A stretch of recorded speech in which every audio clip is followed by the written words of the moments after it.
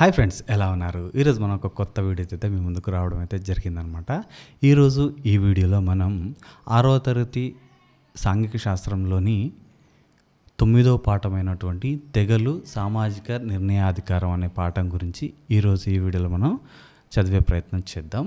అదేవిధంగా ఎవరైతే ఈ వీడియో చూస్తున్నారో లైక్ చేయండి. అదేవిధంగా ఈ వీడియో కనుక ఎవరికైతే ఉపయోగపడుతుందని మీరు అనుకుంటున్నారో వారికైతే షేర్ చేసే ప్రయత్నం అయితే చేయండి. సో మీరు కూడా వారికి హెల్ప్ చేసినట్లు ఉంటుందన్నమాట.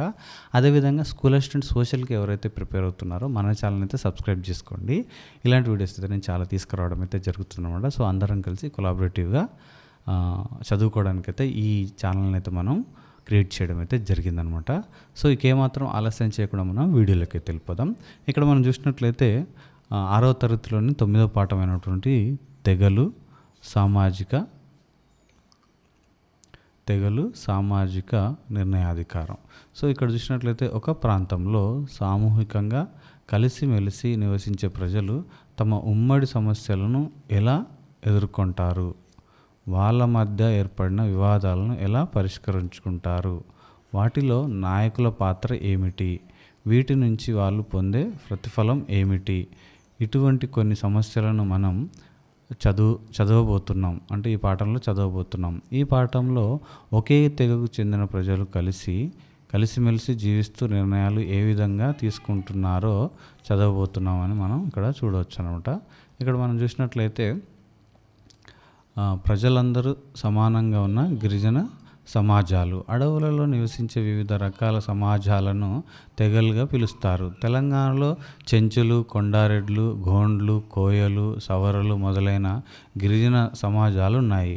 మన దేశంలోని చాలా రాష్ట్రాల్లో ఉండే తెగలు ప్రధానంగా అడవులలో జీవనం కొనసాగిస్తున్నారు. వాళ్ళందరికీ విభిన్న జీవన విధానాలు, భాషలు, సంస్కృతులు ఉన్నాయి. వాళ్ళ మధ్య కొన్ని తేడాలు ఉన్నప్పటికీ వాళ్ళందరినీ గిరిజనులు అని ఎందుకు అంటున్నారు? వాళ్ళ మధ్య ఒకే రకమైన కొన్ని లక్షణాలు ఉండడం వల్ల దానికి కారణం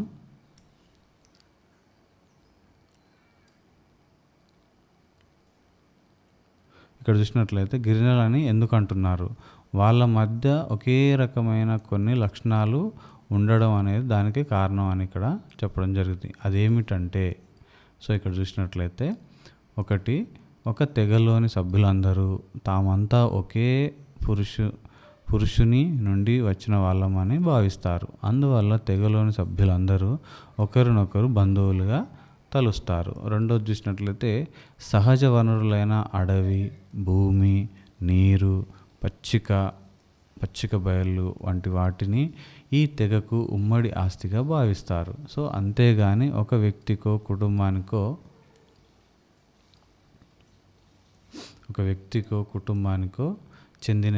చెందినవిగా తలచరు.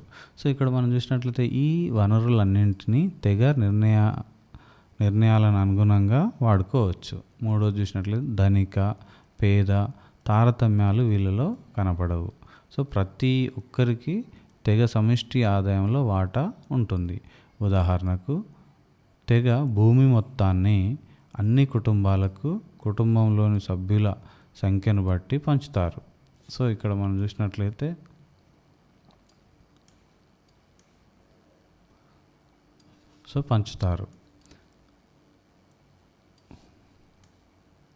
పంచుతారు.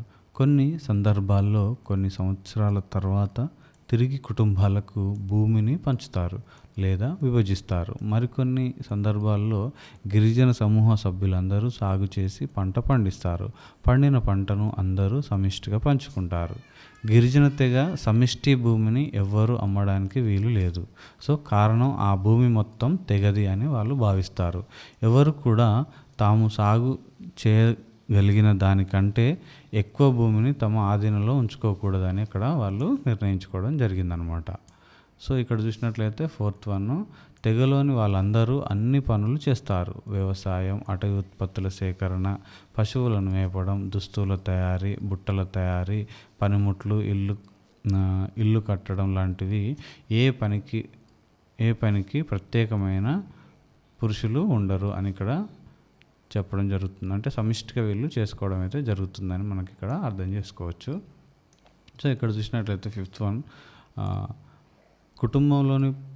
ప్రతి పనిని చిన్న పెద్ద తేడా లేకుండా పురుషులు, స్త్రీలు, పిల్లలు కలిసి చేస్తారు.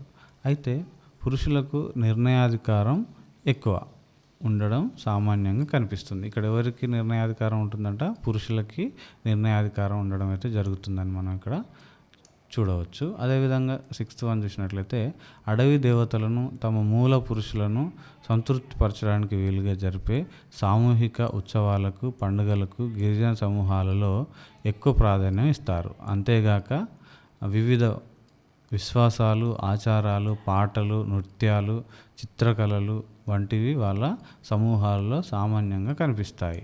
సో ఇక్కడ మనం చూసినట్లయితే సమూహంగా కనిపిస్తాయి. సో ఇక్కడ చూసినట్లయితే ఒక తెగ ఒక పెద్ద ప్రాంతంలో కొన్ని గ్రామాలుగా లేదా ఆవాస ప్రాంతాలుగా ఉండవచ్చు. తెగ మొత్తానికి సంబంధించిన విషయాల మీద ఎలా నిర్ణయాలు తీసుకుంటారు, తగాదాలు ఎలా పరిష్కరిస్తారు, ఆదిలాబాద్ జిల్లాలో గోండ్లు ఎలా తగాదాలను పరిష్కరించుకుంటున్నారో మనం ఇక్కడ చూద్దాం.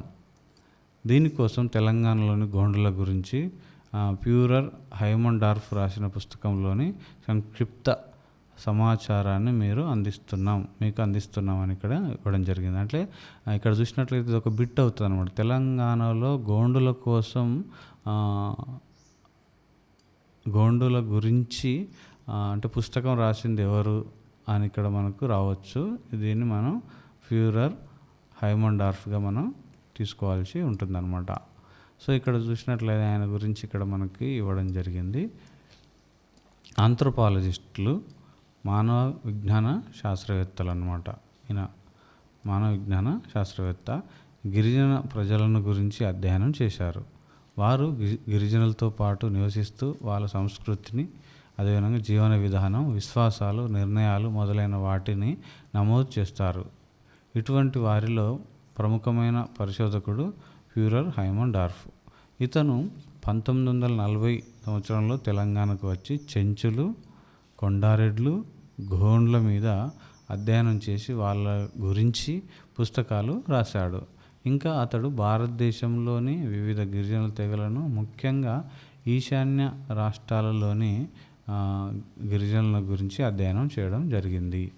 సో ఈయనే ప్యూరర్ హైమండార్ఫ్. ఇక్కడ గోండులతో కలిసి ఉన్నటువంటి చిత్రం ఇక్కడ కూర్చుండడం జరిగింది, చూడవచ్చు. సో ఏదైనా ఇంపార్టెంట్ పాయింట్స్ ఉంటే కనుక నోట్అవుట్ చేసుకోండి, ఎందుకంటే అది మనకి రివిజన్ లాగా ఉపయోగపడుతుంది. ఏదైనా అర్థం కాకపోతే బుక్స్ సేకరించండి. ఒకవేళ బుక్స్ దొరకకపోతే పీడిఎఫ్స్ కూడా మీరు SCERT నుంచి డౌన్లోడ్ చేసుకొని దగ్గర ఉంచుకొని ఏదైనా డౌట్ ఉంటే చూసుకునే ప్రయత్నం అయితే చేయండి. సో ఇక్కడ చూసినట్లయితే గోండు పంచ్ అంటే ఇక్కడ పట్ల గ్రామ పెద్ద. ఇక్కడ గోండు పంచ్ అంటే ఏంది? పంచాయతీ అని అర్థం. పట్ల అంటే గ్రామ పెద్ద అని అర్థం. సో గ్రామ పెద్ద అని అర్థం. ఇక్కడ చూసినట్లయితే గ్రామ పెద్ద తన అధికారాన్ని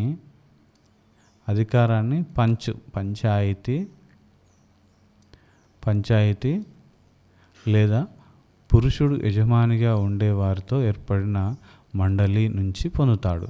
సో ప్రతి గ్రామానికి సంబంధించిన అంశాల మీద కానీ, గ్రామ పెద్దను నిర్ణయించడంలో కానీ గ్రామసభ నిర్ణయం కీలకం. ఈ గ్రామ పంచాయతీ పూర్తిగా గోండు సమాజ ప్రతిరూపంగా ఉంటుంది. పంచాయతీ సమావేశాలు క్రమబద్ధంగా జరగవు, కానీ ఎప్పుడు అవసరమైతే అప్పుడు జరుగుతాయి.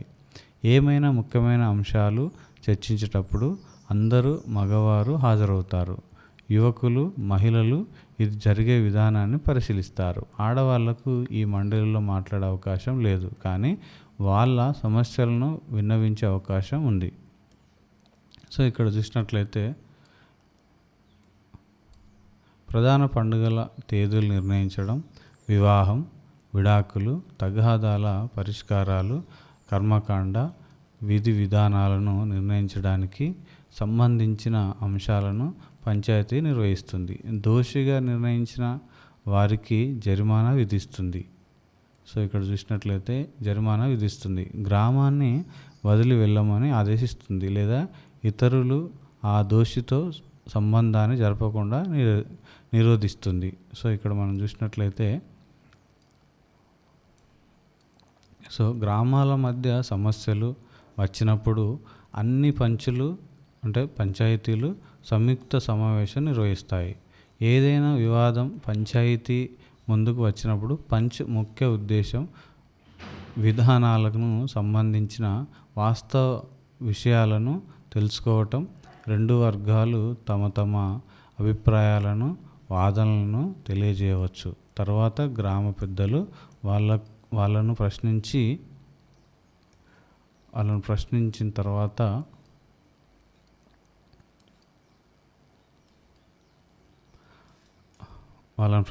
తర్వాత ఒక నిర్ధారణకు వస్తారు.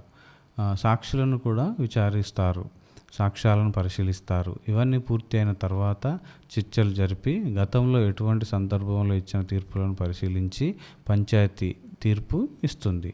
తరతరాలుగా తెగల్లో వస్తున్న కట్టుబాట్లకు అనుగుణంగా తీర్పులన్నీ ఉంటాయి. తీర్పు మీద తెగలోని వృద్ధులు చర్చలు జరుపుతారు. సో ఇక్కడ మనం చూసినట్లయితే తీర్పు మీద కూడా మళ్ళీ చర్చలు జరుగుతాయి. చివరిగా ఒక పరిష్కారానికి వస్తారు. వివాదానికి సంబంధించి పూర్వాపరాలను పరిశీలించిన తర్వాత పంచాయతీ పెద్ద పరిష్కారాన్ని సూచిస్తాడు. సో అయితే ఇది తుది నిర్ణయం కాదు. తర్వాత ఇక్కడ చూసినట్లయితే ఏదైతే నిర్ణయం ఇస్తారో అది తుది నిర్ణయం కాదు. తర్వాత బాధితుడు కోరితే తీర్పులో మార్పులు కూడా చేస్తారు. ఆ తర్వాత చివరి నిర్ణయాన్ని ప్రకటించడం అయితే జరుగుతుందని ఇక్కడ మనకి ఇవ్వడం జరిగింది. సో ఈ విధంగా మనకి అంటే గోండులు పంచాయతీ సన్నివేశం ఇక్కడ మనం చూడవచ్చు.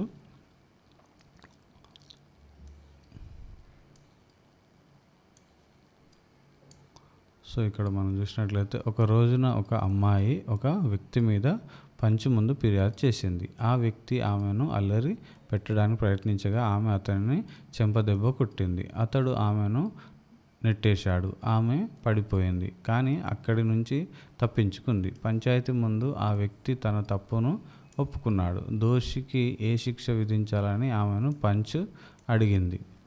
అంటే సమాధానంగా ఆమె అత్యంత అవమానకరమైన శిక్షను అతడికి విధించమని కోరింది. సో అంతేకాకుండా భవిష్యత్తులో ఇటువంటి ఇబ్బంది తనకు కలిగించనని రాతపూర్వకంగా కూడా ఇవ్వాలని కోరింది. సో ఇక్కడ చూసినట్లయితే సభ మధ్యలో ఆమె ముందు మోకాళ్ళ మీద నిలబడి ఆమెను క్షమాపణలు కోరమని పంచాయతీ ఆదేశించింది. సో ఇక్కడ చూసినట్లయితే పట్ల అంటే గ్రామ పెద్ద. ప్రతి గ్రామానికి పెద్దగా పట్ల గ్రామ పెద్ద వ్యవహరిస్తాడు. ఈ పదవి వారసత్వంగా వస్తుంది. తల్లిదండ్రుల నుంచి లభించే ఆస్తులు, ఇంటి పేరును పొందే కుమార్తెలను వారసులు అంటారు. సో ఇతడు పంచాయతీకి జవాబుదారే కాకుండా చాలా విషయాల్లో ప్రతిభావంతుడై నాయకుడిగా వ్యవహరిస్తాడు. పంచాయతీ ఎప్పుడో ఒకసారి సమావేశమైతే గ్రామ పెద్ద ప్రతిరోజులు విధులు నిర్వహించవలసి వస్తుంది. గ్రామ పెద్ద సాధారణంగా గ్రామం ఏర్పాటు చేయడంలో కీలక పాత్ర పోషించిన కుటుంబపు వ్యక్తి అయి ఉంటాడు. సో ఇక్కడ చూసినట్లయితే గ్రామాన్ని సమైక్యంగా ఉంచడానికి బయట వ్యక్తులతోనూ ప్రభుత్వ సంస్థలతోనూ సంధానకర్తగా ఉంటాడు. పండుగలలో గ్రామానికి సంబంధించిన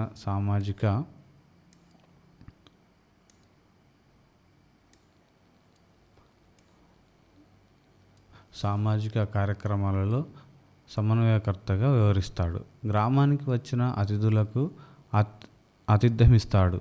ప్రతిఫలంగా గ్రామస్తులందరూ అతని పొలంలో సంవత్సరంలో ఒకరోజు పనిచేస్తారు. దీనివల్ల అతని కుటుంబం సాగు చేయగలిగిన భూమి కంటే ఎక్కువ సాగు చేసి అతిథులకు మర్యాదలు చేయగలుగుతుంది. సో ఆయన పెద్ద మనిషి హోదాలో ఆ వర్కులు చేసినందుకు గాను వీళ్ళందరూ కృతజ్ఞతగా ఒకరోజు వాళ్ళ పొలంలో వర్క్ చేయడం వల్ల వాళ్ళకి అధికంగా సాగు చేయడం జరుగుతుంది. ఆ చేసిన దాన్ని అతిథులకు పెట్టడానికి ఉపయోగపడుతుందని ఇక్కడ చెప్పడం జరుగుతుంది. తెగ వాళ్ళ అభిప్రాయాలకు విరుద్ధంగా గ్రామ పెద్ద గర్వంతో ప్రవర్తిస్తే అతన్ని తొలగించి అతని స్థానంలో మరొకరు నియమిస్తారు. లేదా గ్రామంలోని కుటుంబాలు ఈ గ్రామాన్ని వదిలి కొత్త గ్రామంలో ఆవాసాలు ఏర్పాటు చేసుకోవడానికి వీలు ఉంది. సో అక్కడ ఉన్నటువంటి పట్ల పెద్ద మనిషి ఎవరైతే ఉన్నారో ఆయనకు సొంత నిర్ణయాలు తీసుకొని ఇష్టం ఉన్నట్టు కనుక వ్యవహరిస్తే వీళ్ళు అతన్ని తీసేయచ్చు, లేదంటే వారికి వారే వేరే గ్రామానికి వెళ్ళి కూడా వాళ్ళు నివాసం ఏర్పాటు చేసుకోవచ్చు. సో ఇక్కడ చూసినట్లయితే ఇక్కడ గిరిజన సాంప్రదాయాలను ఆయా సమాజాలలోని వయోజనులందరూ తెలుసుకుంటారు. గిరిజన సమాజ వ్యవహారాలలో ప్రతి కుటుంబము సమర్థవంతంగా పాల్పంచుకుంటుంది. కొన్ని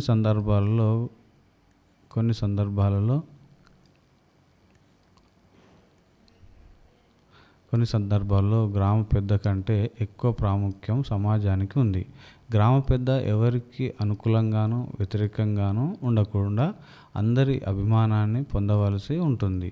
వాళ్ళ అభిప్రాయాలను విరుద్ధంగా మాట్లాడి ప్రవర్తించకూడదు. అలాగే అతడు తెగకు చేస్తున్న సేవలకు ప్రతిఫలంగా అతనికి కొన్ని ప్రత్యేక సదుపాయాలు ఉంటాయి. అతని పొలంలో ఉచితంగా తెగవారు పనిచేస్తారు. తెగలోని అందరికంటే ధనవంతుడిగా ఉండి తెగ సంక్షేమం కోసం ఆ సంపదను ఖర్చు చేస్తాడు. సో ఇక్కడ మనం చూసినట్లయితే దాదాపు చాలా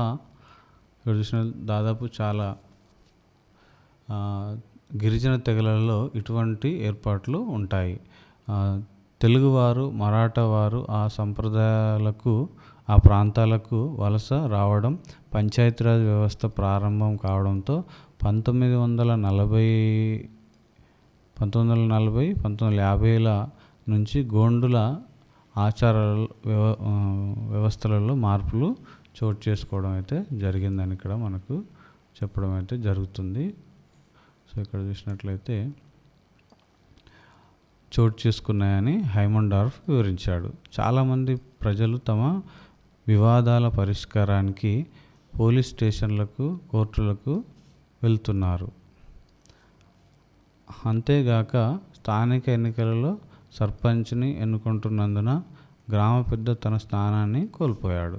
సో ఈ విధంగా కాలానుగుణంగా వాటికి కూడా అప్డేట్ అయిపోయారు అందరూ. ఇప్పుడు ఏది సమస్య వచ్చినా కూడా పోలీస్ స్టేషన్లకు కానీ అటు ఇటు వెళ్ళడం వల్ల అక్కడన్న గ్రామ పెద్ద ఉనికి అయితే తగ్గిపోవడం అయితే జరిగిందనమాట ఇప్పుడున్న పరిస్థితులలో.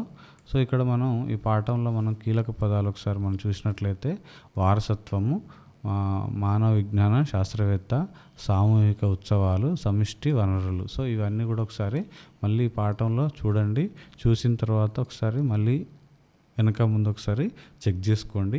ఎవరు వీళ్ళ కోసం గ్రంథం రాశారు, ఏ సంవత్సరంలో వచ్చారు, వీళ్ళు ఎక్కడ, ఇవన్నీ ఒకసారి తెలుసుకునే ప్రయత్నం అయితే చేయండి. వీటికి సంబంధించిన బిట్స్ నేను మళ్ళీ ఈ లెసన్స్ అయిపోయిన తర్వాత మళ్ళీ వీటికి సంబంధించిన పాఠం వైజ్ మనం బిట్స్ని అయితే ఫ్రేమ్ చేసుకుంటూ మనం మళ్ళీ డిస్కస్ చేసుకునే ప్రయత్నం అయితే చేద్దాం. సో ఇది ఈరోజు ఈ వీడియో ఫ్రెండ్స్. వచ్చే వీడియోలో అయితే మళ్ళీ కలుసుకునే ప్రయత్నం అయితే చేద్దాం. అందరికీ ఆల్వేస్ థ్యాంక్ యూ. జై హింద్.